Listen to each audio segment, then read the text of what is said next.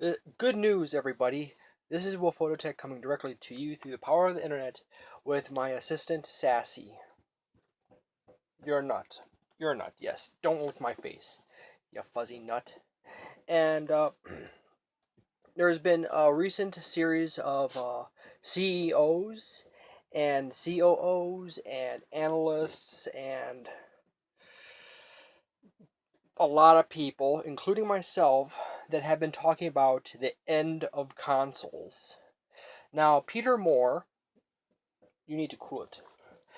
Peter Moore, the CEO, the COO of EA, who was formerly the CEO of Sega of America back in the Dreamcast days and Sega Saturn days, has stated that he believes that this may in fact be the last generation, and the CEO of UbiSoft, Yves Guilemont, you are a screwy dog. Yves Guilemont believes that there is one more generation of consoles after this. Now, Adam Korlick, who is a very knowledgeable YouTuber who collects all kinds of classic video game systems, he has a wonderful YouTube channel. Please check it out. I might have to go and find a link and put it in the description to his channel. Has stated that he believes that this is the last generation of consoles, and what is coming after this will most likely be streaming boxes. The PlayStation 5, if it does exist, would be a streaming box. The Xbox One would have been a streaming box, but Microsoft realized people would have a shit over that. And that was part of their whole why you had to do what you had to do with Xbox One until they changed it. Let's not talk too much more about that. And generally, most people come to the conclusion that at some point streaming services will take over. Now, I personally agree with a lot of these points, with the exception to a few things. And it was also noted in the article that Peter Moore believes that there will be micro consoles, which I said weeks in advance prior to that statement. And I've used the term micro consoles and micro generations multiple times. And I've talked about stuff like this in the past on multiple videos. The most recent one is the PS4 Ever video. Personally, what I believe is going to happen, if the dog would stop running through the room, is that first and foremost, this is what's going to happen most likely. Sony and Microsoft are going to switch to a micro generation concept where they make a better version of their current system for the next few years. Possibly every 3 years, you'll get a new version of the PlayStation 4 and the Xbox One that will have slightly better GPUs, slightly better CPU, and have a little bit faster RAM. And then another 3 years after that will be an updated version of the same kind of thing. Faster CPU, more powerful GPU, more RAM, probably faster. It's just gonna. And I had to. And I'm back. And this time I have my cat Orange instead of Sassy, because I had to kick her into the other end of the house because she was messing with Orange. Orange is a super nice cat. But anyways, what I was basically saying is, I personally believe that there will be the next version of the PS4 is going to be like the PlayStation 4.1, and then there'll be a 4.2, and a 4.3, and a 4.4, and a 4.5, and a 4.6, and so on and so forth. And that's going to happen until there's going to be a major technological shift, which then obsoletes the the PC structure in which the PlayStation 4 and the Xbox One is built on, and then Sony and Microsoft may switch over to like a PlayStation 5 or an Xbox Ultra, and then the question becomes, is it going to be a system that has media in it, or is it going to be strictly a streaming box? A little box you put by your TV, you link your controllers to that, you plug it into your TV, and you stream the games down the internet. Which gets into the category where I would basically say I'm no longer playing those on those systems anymore. I'm one of those people who likes physical media. Now, on to Nintendo.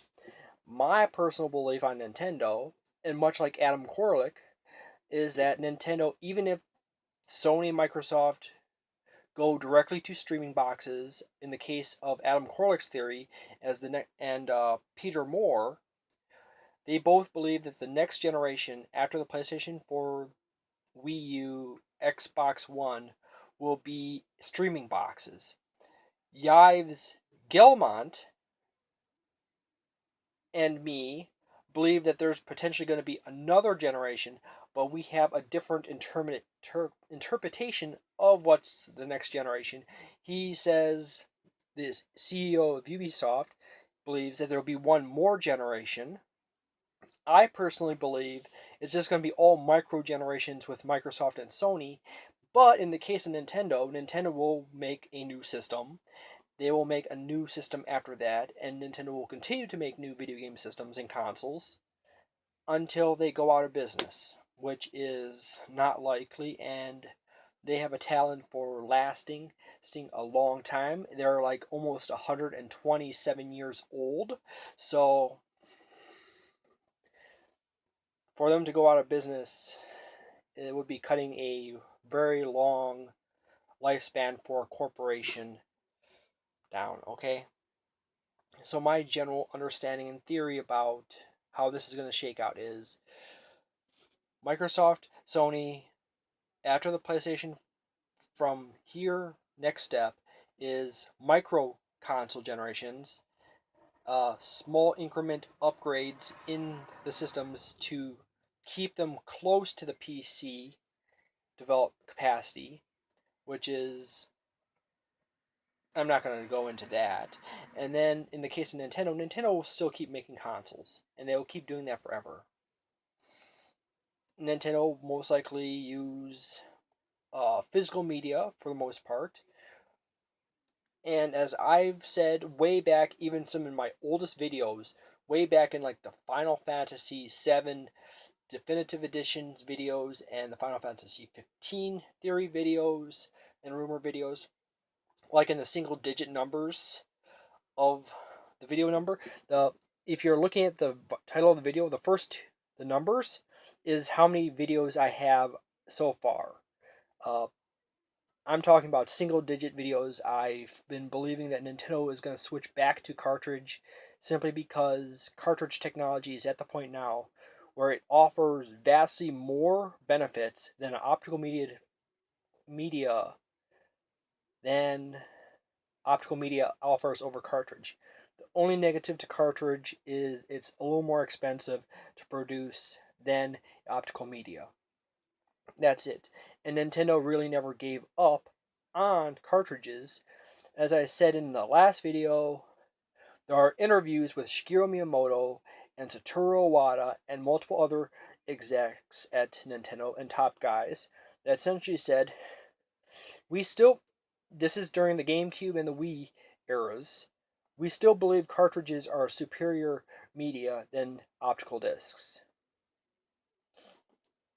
And that is also almost basically paraphrasing Shigeru Miyamoto, which is translated. So it's a rough workout of what he said, which is me roughly working out what the translator said he says. So there.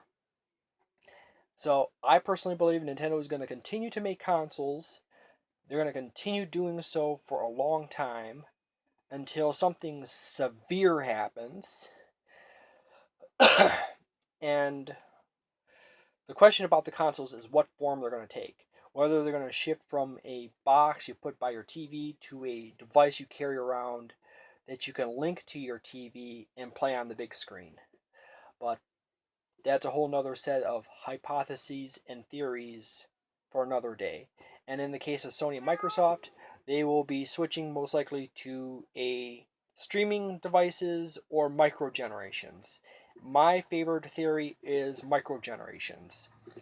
Upgraded versions of the the core system or the previous version of the system in increments. Now, Sony has many of the statements around the PlayStation 4K state that there will be multiple modes on the disc that enable the higher resolutions and superior frame rate features for each of the versions of the system, specifically the base model versus the Neo model. However, this takes up memory on the disc, it takes up time in development, and also leads to more expenditure in money. And this would eventually lead to a point where the PlayStation, let's call the PlayStation 4K, or the PlayStation Neo, or the 4.5, the PlayStation 4 1. Now we have the PlayStation 4.0 and the 4.0 and the 4.1.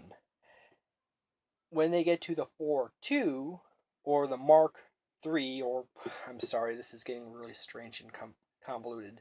The major version revision 3, which has more processing power, will they still include features for the base model, compatibility with the base model and the Neo model, and the Neo Plus or the Neo Plus Plus? Once they start moving into the PlayStation 4.4 and the PlayStation 4.5, will they still have compatibility with the PlayStation 4.0 and the 4.1? And the all likelihood is no, no, no. It takes a lot of money. We are suffering in a generation where we're getting games like Star Wars Battlefront, which are very thin games, and we get games like Street Fighter 5, which are basically half of a game released as a full game, and then they tack on another $50 or $60 of DLC for features that would normally be in with the game, and then also in a year after that there would be an updated version of that game with some more features. And we're in that era of gaming where we have that problem. And Nintendo is largely one of the few console manufacturers and companies that has basically stayed out of that quagmire of issues right there. And when we start getting into multiple versions of a game for a family of a console, multiple versions of PlayStation 4, we get into that very dangerous territory where you will be buying the first three worlds of a game, or the first three chapters of a game of a 9-part series for full price, and you're going to just get into a ridiculous mess there. We're going to end up with more Street Fighter 5s because of this potentially happening. And that is not fun. So, thank you very much for watching that part of the video. This is on to the second part of the video here. And this is just a general reminder. I've been considering doing contests and giveaways. And as I said before, I've considered two different things. A giveaway as in I take an eShop code for $10 or a PlayStation Network card for $10 and put the code either in the description below or I mention it during the video, and whoever gets to it first gets to it first. also, second thing on that is that I may also then retroactively put codes in older videos just in case someone wants to go back and watch a video and they come across a code, and they get themselves $10 or $20 on their account for whatever platform they're talking about. It's mostly going to be Nintendo and Sony because those are the two platforms I pretty much follow the most.